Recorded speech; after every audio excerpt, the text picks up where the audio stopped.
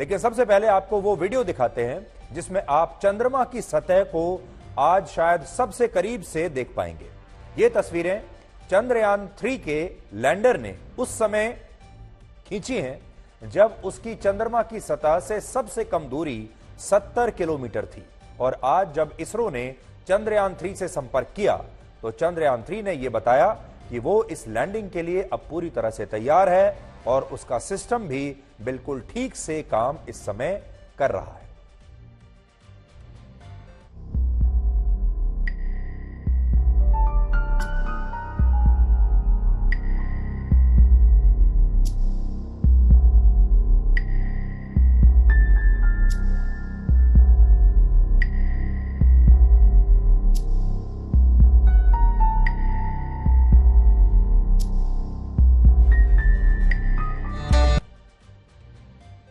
तो ये वीडियो मैं आपको फिर से दिखाऊंगा। देखिए कितना अद्भुत वीडियो है और शायद आपने भी ऐसा वीडियो कभी नहीं देखा होगा। ये वीडियो ऐसी जगह से शूट किया है चंद्रयान 3 ने जब चंद्रयान 3 की दूरी चंद्रमा से सिर्फ 70 किलोमीटर की थी। अब आप अंदाजा लगा लीजिए 70 किलोमीटर की दूरी कितनी कम दूरी मानी जाएगी। और वहां से ये तस्वीरें चंद्रयान 3 ने खास तौर पर आप सबके लिए भेजी है।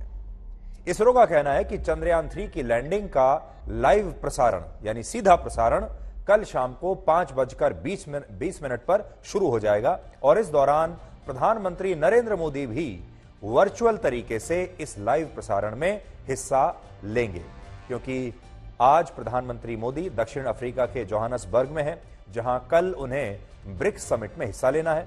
लेकिन इस समिट के दौरान वो इसरो के वैज्ञानिकों के साथ वर्चुअल तरीके से चंद्रयान 3 को चंद्रमा की सतह पर लैंड करते हुए देखेंगे। और सिर्फ प्रधानमंत्री मोदी ही नहीं बल्कि पूरा देश, हमारे देश के करोड़ों लोग इस लैंडिंग को टीवी पर लाइव देखने की तैयारी आज से ही कर रहे हैं। इसका एक दूसरा एंगल भी है और वो एंगल ये है कि ये चंद्रयान 3 इस देश को एकजुट कर रहा है, इस देश को एक साथ इतनी खुशियां दे रहा है, एक साथ इतनी संतुष्टि दे रहा है इस देश के तमाम लोगों को, चाहे वो हिंदू हो, मुसलमान हो, सिख हो, ईसाई हो, चाहे मंदिरों में बैठे हो या मस्जिद में बैठे हो या गुरुद्वारे में बैठे हो या चर्च में बैठे हो, तमाम लोग एक ही चीज को देख रहे हैं और वो है ये चंद्रयान 3। इसलिए इस चंद्रयान 3 की जो उपलब्धि है ये विज्ञान की किताबों में तो हमेशा याद की जाएगी, स्पेस टेक्नोलॉजी की किताबों में, इतिहास में हमेशा याद की जाएगी कि ऐसा हुआ था। लेकिन एक और उपलब्धि चंद्रयान 3 की है और वो ये है कि चंद्रयान 3 इस देश के 140 करोड़ लोगों को ये भुलाकर कि वो किस जाति के हैं और किस धर्म के हैं, किस क्षेत्र के हैं, उन्हें एक साथ एकजुट करने में कामयाब रहा है। तो मैं इसे चंद्रयान 3 की सबसे बड़ी उपलब्धि मानता हूं। अब आपको कुछ पुरानी तस्वीरें दिखाते हैं, आपको फ्लैशबैक में लेकर जाते हैं, ब्लैक एंड व्हाइट के दौर में लेकर जाते हैं, जिन्हें शायद आप भूल चुके होंगे, लेकिन कुछ लोग हैं जो नहीं भूले हैं। खास तौर पर हमारे देश के इसरो के वैज्ञानिक इसे नहीं भूले होंगे।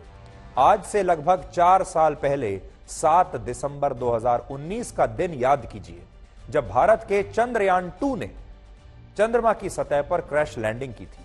उस समय बेंगलुरु के इसरो हेडक्वार्टर में अचानक सन्नाटा छा गया था और वहां मौजूद सभी वैज्ञानिक चंद्रयान 2 के क्रैश होने से बहुत तनाव में आ गए थे, बहुत भावुक हो गए थे, क्योंकि वर्षों की मेहनत को उन्होंने अपने सामने बेकार होते हुए देखा था इन बड़ी बड़ी स्क्रीन्स पर। यह क्षण इसलिए महत्वपूर्ण था क्योंकि उस दिन लैंडिंग से पहले सब कुछ ठीक चल रहा था, वैसा ही हो रहा था जैसा कि इसरो के वैज्ञानिकों ने, इसरो की टीम ने सोचा था। और अपने अंतिम चरण में चंद्रयान 2 ने आसानी से रफ ब्रेकिंग फेज को भी पार कर लिया था, जिसके बाद चंद्रयान 2 की चंद्रमा की सतह से सबसे कम दूरी सिर्फ 7.42 किलोमीटर रह गई थी।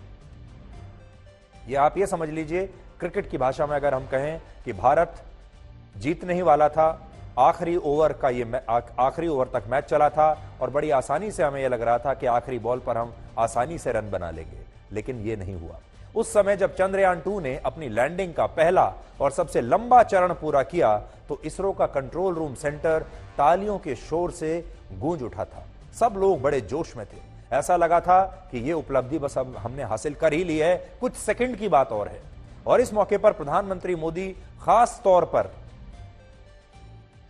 इसरो के इस सेंटर पर गए थे, खास तौर पर वहां मौजूद थे और वो भी लगातार तालियां बजाकर इसरो के वैज्ञानिकों का हौसला बढ़ा रहे थे, उन्हें बधाई दे रहे थे। हालांकि इसके बाद जब फाइन ब्रेकिंग फेज में चंद्रयान 2 चंद्रमा की सतह से सिर्फ 2.1 किलोमीटर दूर रह गया था। सोचिए 2 किलोमीटर की दूरी क्या होती है, भागकर आप तय कर सकते हैं, इतनी सी दूरी होती है, लेकिन उस दिन ये 2 किलोमीटर की दूरी 200 किलोमीटर की बन गई और तभी इसरो के ग्राउंड स्टेशन से चंद्रयान 2 का संपर्क टूट गया और सॉफ्ट लैंडिंग से पहले ही चंद्रयान 2 क्रैश हो गया। इस तस्वीर में आप देख सकते हैं कि किस जगह पर जाकर चंद्रयान 2 का ग्राउंड स्टेशन से संपर्क टूटा था। देखिए, बिल्कुल जब लैंड करने ही वाला था। यह एक ऐसा मिशन था जिसमें भारत का चंद्रयान 2 चंद्रमा की सतह पर लगभग पहुंच गया था, टच डाउन लगभग कर ही लिया था। और यही वजह है कि जब यह मिशन असफल हुआ अचानक से, तो वहां मौजूद सभी वैज्ञानिक भावुक हो गए, निराश हो गए। और इसके बाद इसरो के उस समय के चीफ रहे के सिवान ने प्रधानमंत्री मोदी को यह सारी जानकारी दी, लोगों को यह जानकारी दी और बताया कि इसरो का चंद्रयान 2 से संपर्क स्थापित नहीं हो पा रहा है और अब यह मिशन वहां तक नहीं जा पाएगा जहां तक हमने सोचा था। उस दिन प्रधानमंत्री मोदी ने इसरो के तमाम वैज्ञानिकों से मुलाकात की उसके बाद और उनसे यह कहा था कि वो उनके साथ हैं। उनके जोश में उन्होंने कहा कि आप कमी मत आने दीजिए और ये मिशन यही नहीं रुकेगा और इसरो के वैज्ञानिकों का पुरुषार्थ देश को फिर से गर्व और खुशियां मनाने का मौका जरूर देगा। जो बात प्रधानमंत्री मोदी ने 7 सितंबर 2019 को कही थी कि ये वैज्ञानिक हमारे देश को एक बार फिर से गर्वान्वित महसूस करवाएंगे, आज लगभग 4 साल बाद देश उसी बात को फिर से अनुभव कर रहा है। इसलिए चंद्रयान 3 की लैंडिंग से पहले आपको आज यह भी देखना चाहिए कि चंद्रयान 2 की क्रैश लैंडिंग के समय क्या हुआ था और हमने उससे क्या सीख ली। लेकिन खास तौर पर हमारे युवाओं को और हमारे छात्रों को इस घटनाक्रम से क्या सीखना चाहिए?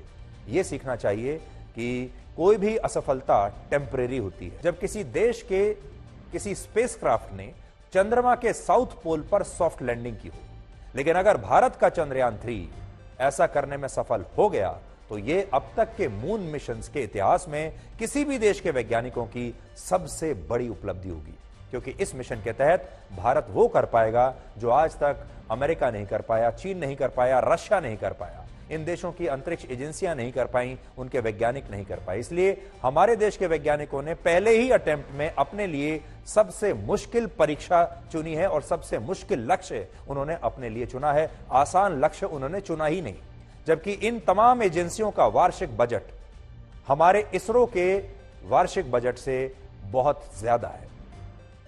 अब देखिए हमारे पास कितना पैसा है, यानी इसरो के पास और नासा के पास कितना है। अमेरिका की अंतरिक्ष एजेंसी नासा का वार्षिक बजट 2,08,000 करोड़ रुपए है। ध्यान से देखिएगा।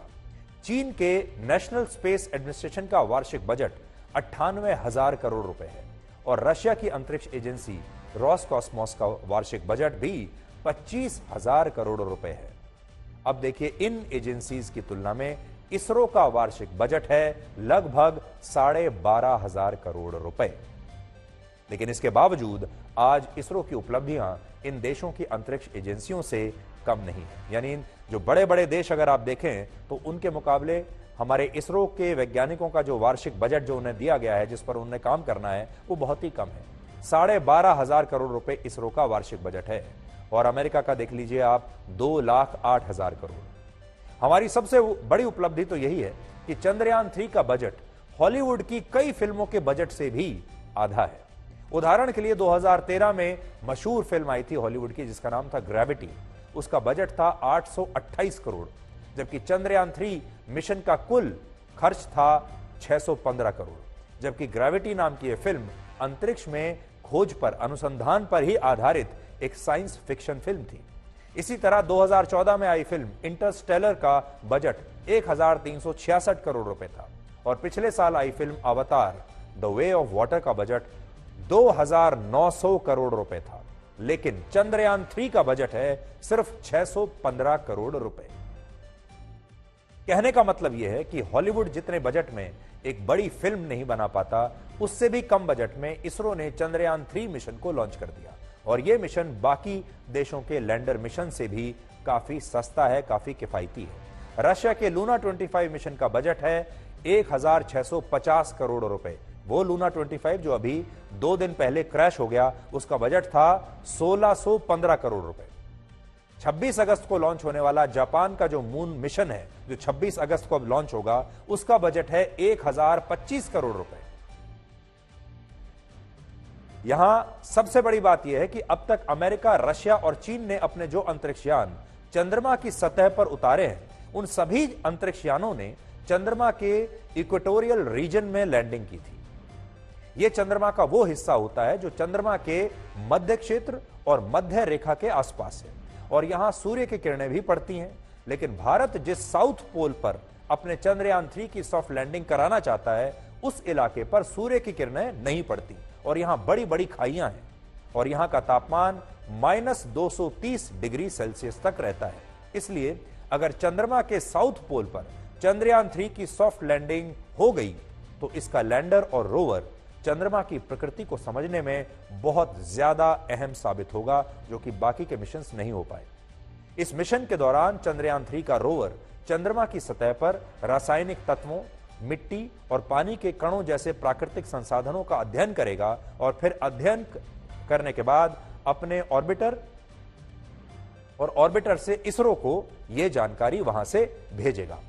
इसके अलावा इस मिशन का लक्ष्य है चंद्रमा पर आइस मॉलिक्यूल्स का अध्ययन करना और यह समझना कि क्या भविष्य में चंद्रमा की सतह से दूसरे ग्रहों का अध्ययन हो सकता है।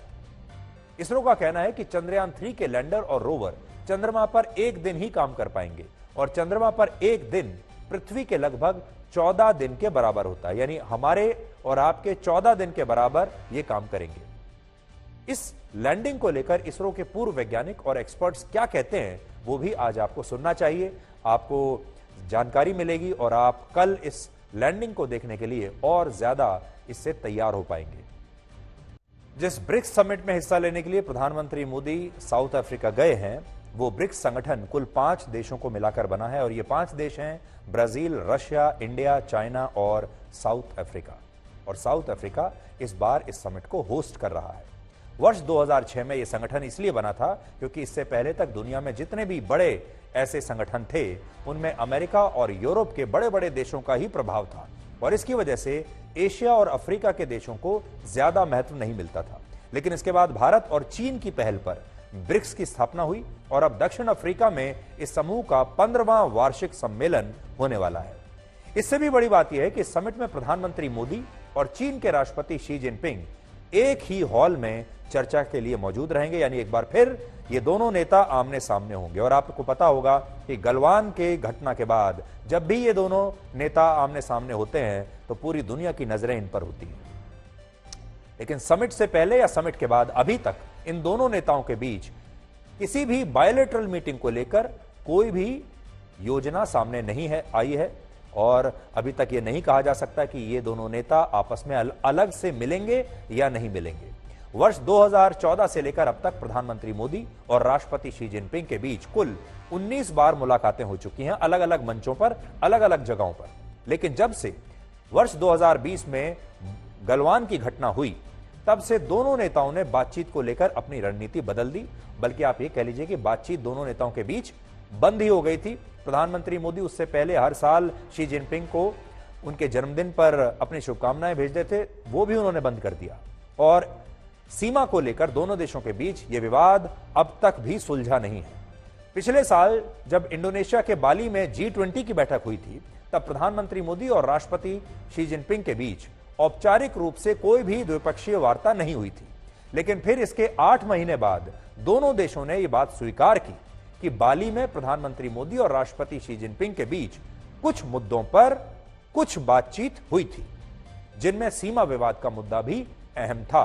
और हो सकता है कि इस बार भी दोनों नेताओं के बीच ब्रिक्स समिट के साइडलाइंस पर हो सकता है कोई छोटी मोटी बातचीत हो जाए, लेकिन अभी तक इसकी कोई घोषणा नहीं हुई है। और आप तो जानते हैं जब इस तरह की बातचीत होती है अलग से, ऐसी बातचीत की, ऐसी मीटिंग्स की घोषणा नहीं होती।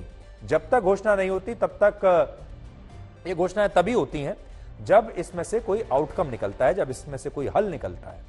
हालांकि भारत के लिए इसलिए भी जरूरी है क्योंकि 9 और 10 दिसंबर को दिल्ली में G20 का वार्षिक समिट होने वाला है, जिसका हिस्सा चीन भी है और चीन ने अभी तक यह साफ नहीं किया है कि G20 में हिस्सा लेने के लिए राष्ट्रपति शी जिनपिंग दिल्ली आ रहे हैं या फिर वो नहीं आएंगे। इस सब के बीच चीन ब्रिक्स को एक ऐसे संगठन का रूप देने की कोशिश कर रहा है जिसमें ऐसे देशों की संख्या ज्यादा हो जाए जो या तो चीन पर निर्भर हैं या पूरी तरह से चीन का समर्थन करते हैं। यानी चीन सोच रहा है कि हमारी टीम बड़ी हो जाए।